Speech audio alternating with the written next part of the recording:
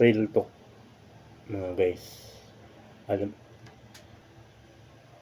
Alam nyo ba na mas matipid yung shower kaysa sa tabo?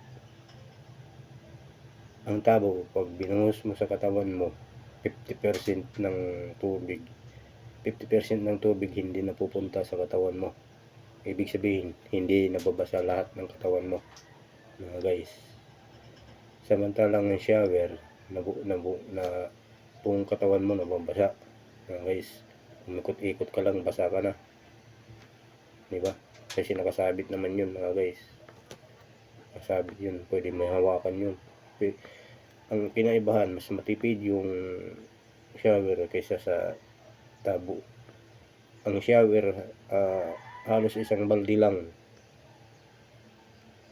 nakadalawang banlaw ka na. Ang shower, ang samantalang ang tabo hindi.